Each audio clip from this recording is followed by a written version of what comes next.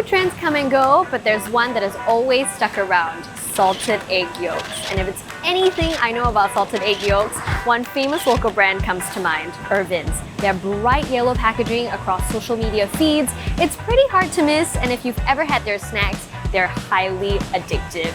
These made in Singapore salted egg yolk snacks are so popular, they are sold across 9 different countries, including China and America. How did they get here, and what goes into making these snacks? Their recipe is a closely guarded secret, but today, Irvin himself is going to give us a tour of the factory.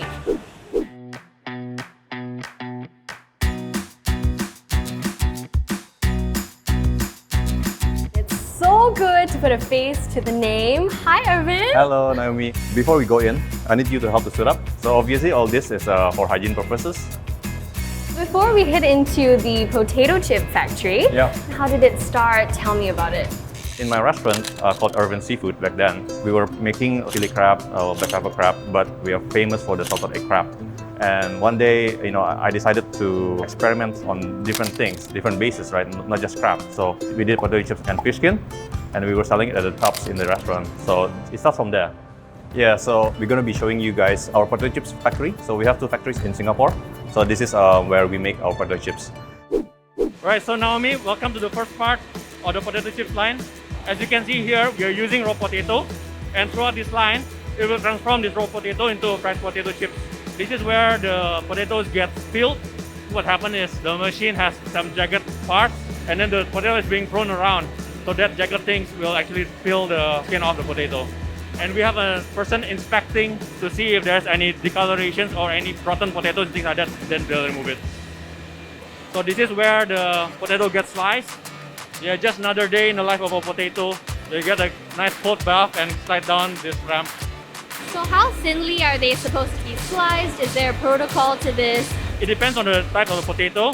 We do like a lot of trial and error. It may even take a few days to actually do the trial and error until we get the right parameter perfect for that potato.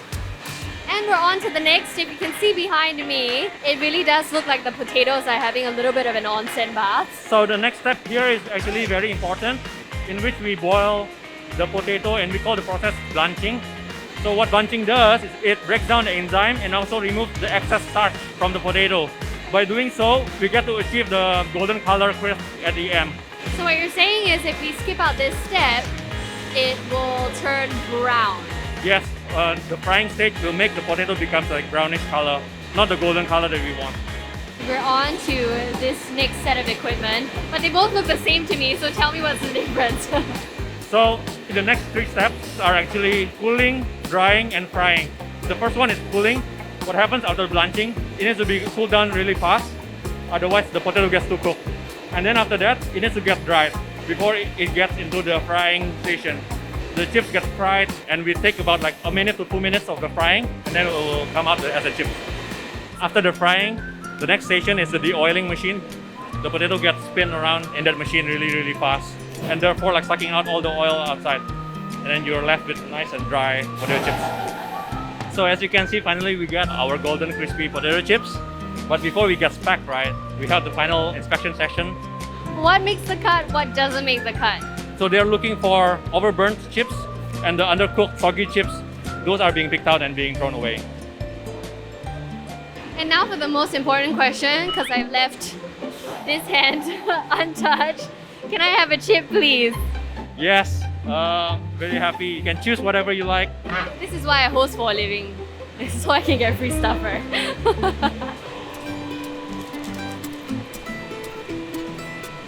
This is just a potato chip. There's no seasoning, nothing. It's perfect. It's definitely very textured and crispy. You haven't added anything like your salt or other types of seasoning, so you're not really gonna get much of a taste except for the freshness of the potato. So in terms of quality, it's there. I'm gonna have another one.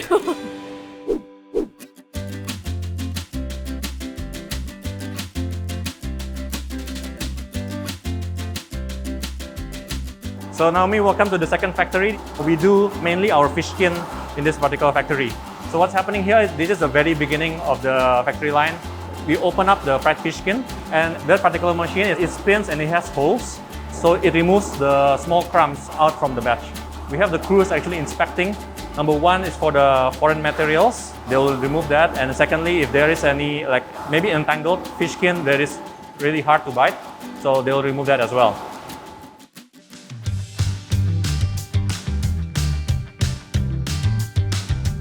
This is where we see the seasonings come to life. It's also pretty much the same type of process, right, in terms of sussing out the raw materials. It is, in this particular room, we are actually doing the preparations for curry leaves and chili. They are a big part of our seasoning.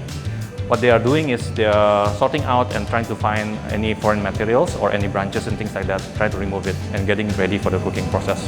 What makes our snacks quite special is that we actually use all these very fresh ingredients and we don't use like those powder seasonings. Of course, the moment I've been waiting for. Trying the chili. No! Please don't take me there. I'm thinking of the salted egg yolks. Whew, dodged a bullet there. Where is this salted egg yolk that we've been raving about? All right, I'll bring it there.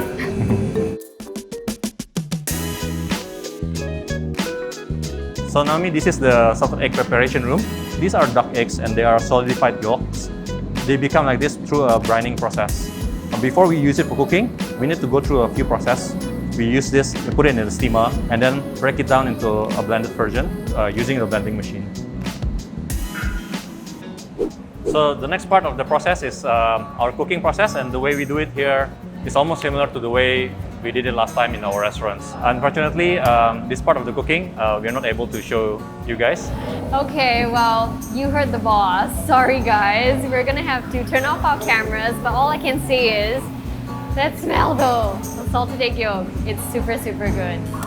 From this point forward, it's the preparation of your salted egg yolk seasoning. It's not a premixed powder, they actually make it from scratch with fresh ingredients every single day. And this is topped off with a special process of mixing and cooking, and then finally coating your potato chips or fish skin with that delicious salted egg yolk seasoning.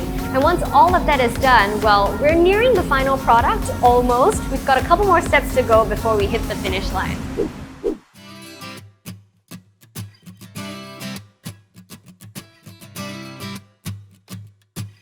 You have no idea how badly I just want to pick one up and eat. But we have Anita here with us to explain to us what this room is about.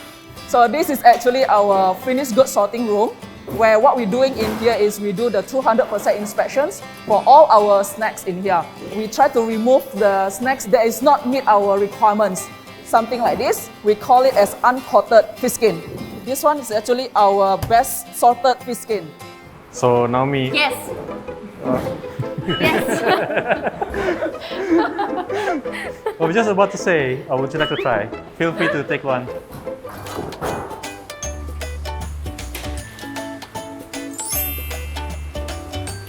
I have nothing else to say except it's so good. I'm just gonna get another one. We're on to our last leg here at Irvin's. We are here at the packing room and it's so big. I feel so small. Can you talk us through the process of what happens here? From the inspection, the final goods is being thrown to this, we call it an auto-pack machine. So this huge machine actually automatically put the snacks into the pouch. So the snacks get put into that catchment over there, and then it gets filled into this conveyor system. So that when it goes up there, they are evenly distributed in the conveyor belt. Up there is a weighing scale. It will weigh the amount necessary for the snacks to be distributed to the pouch. As you can see there are several steps there. The pouches being fed into the machine will open up and then it will be fed by the right amount of snacks. At least 105 grams for our small pouch. I also see that the packaging is being bloated. Is there something put into it? So that part is actually doing two things. One is the sealing, but at the same time it actually flushes nitrogen inside. And that actually stops the bacteria from growing. And therefore you get a longer shelf life with the snacks. So after that, the finished goods is ready and the pouch is being transported to the cartoning station through this conveyor belt. There is another weighing scale to ensure that the weight has to be above a certain amount, right? If it's below, the machine will stop and then the snack will drop down. And that's it. The conveyor belt will take the ready pouch outside for it to be packed into a carton.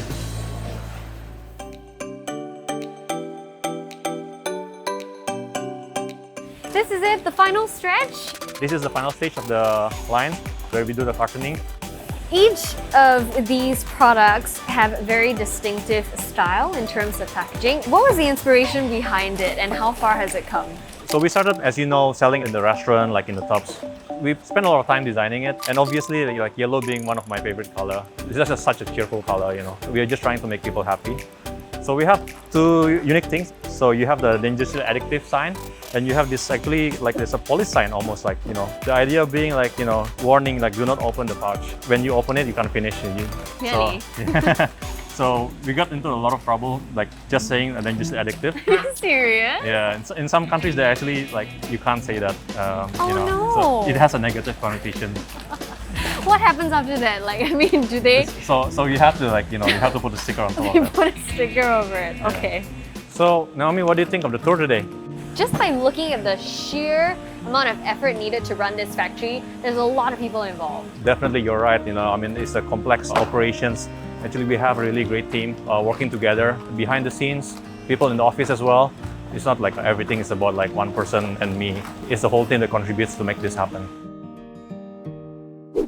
We've come to the end of today's episode and I hope that you enjoyed it as much as I did. I learned so much just by being in this factory and I had such an enjoyable time understanding what goes into creating a production this size. Also, I think that this might be my best look yet. If you enjoyed this video, like, subscribe, and hit that bell button so you get notified every time a new episode is out. I'll see you in the next one.